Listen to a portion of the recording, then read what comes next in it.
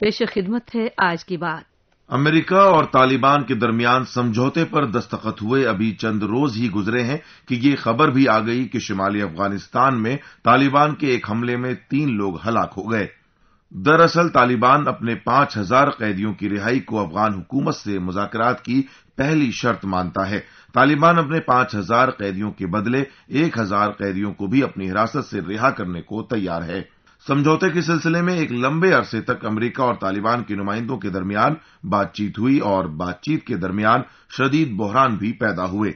एक मरहला वो भी आया जब लंबे अरसे तक चलने वाली बातचीत को अचानक दरमियान ही में सदर अमेरिका डोनाल्ड ट्रंप ने मनसूख भी कर दिया था, जिसके बाद मायूसी और नाउमीदी का माहौल पैदा हो गया था। बहरहाल गुफ्तगू का सिलसिला हाल ही में एक बार फिर शुरू हुआ और शनिचर यानी 29 फरवरी को अमेरिका की तरफ से वहां के खुसूसी नुमाइंदे ज़िल्मे खलीलजाद और तालिबान के सियासी सरबराह मुल्ला अब्दुल गनी ब्रादर ने मुआहदे पर दस्तखत किए। ये समझौता कतर की राजधानी दोहा में हुआ और इस मौके पर अमेरिकी वजीर खारजा माइक पोम्पियो भी वहां मौजूद थे। इस समझौते के बाद अफगानिस्तान से अमेरिकी फौजों की मुकम्मल वापसी की राह हमवार हो गई है और तवक्को की जा रही है कि अगले 14 महीनों के दरमियान गैर मुल्की फौजों की वापसी का काम मुकम्मल हो जाएगा।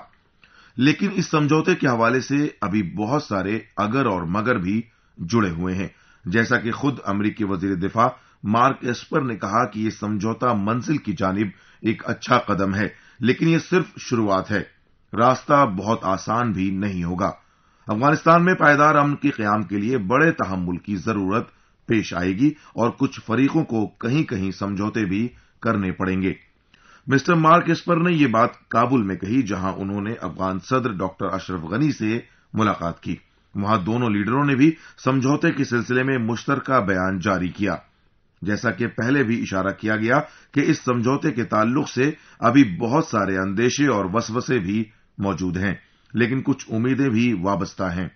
सबसे अहम बात तो यह है कि कमोबेश 2/3 पर मुहित अफगानिस्तान में लड़ी जाने वाली अमेरिका की ये तवील तरीन जंग खत्म हो सकती है और पायदार अमन की उम्मीद की जा सकती है।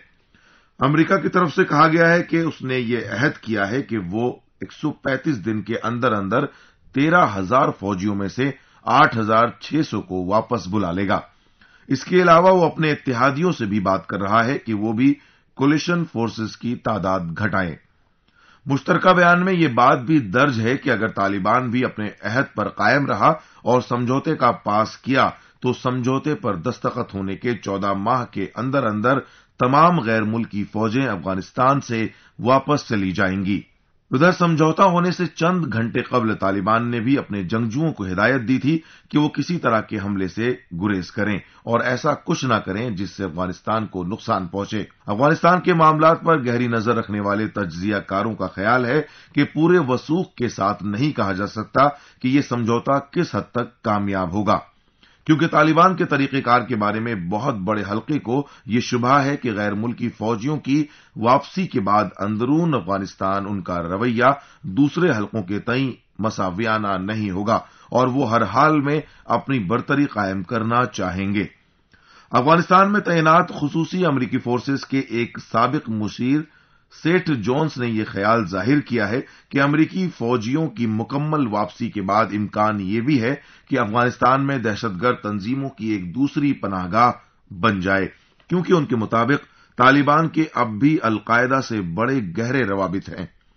इस किस्म का अंदेशा खुद अमेरिका के मौजूदा वजीर दिफा मार्क एस्पर ने भी दबे लफ्जों में जाहिर किया है, अगरचे उन्होंने समझौते को एक उम्मीद अफजा वाकया करार दिया है और कहा कि अमेरिका अपनी अहदबस्तगियों पर पूरे तौर पर कायम रहेगा, लेकिन ये ऐसी सूरत में मुमकिन होगा जब तालिबान भी अपने वादे पूरी तरह निभाएंगे।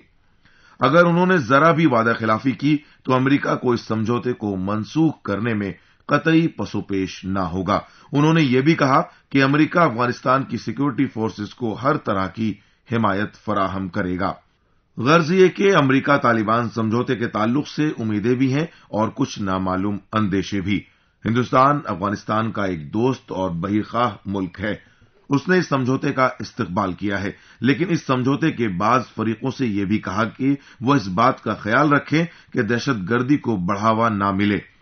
عین اسی وقت جب دوحہ میں سمجھوتے سے متعلق تیاریاں ہو رہی تھیں، ہندوستان کے خارجہ سیکریٹری ہرش شرنگلا نے افغان صدر اور بعض دوسرے لیڈروں سے کابل میں ملاقات کی اور اس بات کا اعادہ کیا کہ ہندوستان سیاسی، اقتصادی اور ترقیاتی پروجیکٹوں میں بھرپور تعاون افغانستان کے ساتھ کرتا رہے گا۔ اس نے افغانستان کی تعمیر نو میں ہر قدم پر اس کا ساتھ دیا ہے اور مستقبل میں بھی اشتراک و تعاون کا سلسلہ جاری رکھے گا۔ ہندوستان ایک مستحکم اور خود مختار افغانستان کے کاز کی ہمیشہ حمایت کرتا رہا ہے۔ وہ چاہتا ہے کہ دہشت گردی کا سلسلہ ختم ہو اور وہاں قانون اور آئین کو بالادستی حاصل ہو۔ وہ چاہتا ہے کہ افغانستان کی قسمت کا جو بھی فیصلہ ہو، اس فیصلے کا حق خود افغانستان کو حاصل ہو اور وہیں کے عوام اور ان کی سلامتی کے لیے ہو۔ امید یہی کی جانی چاہیے کہ کم و بیش 4 دہائی سے افراتفری اور خون خرابے کا شکار افغانستان اب چین کی سانس لے گا اور حالات بہتر ہوں گے۔ سامعین، ابھی آپ سن رہے تھے آج کی بات۔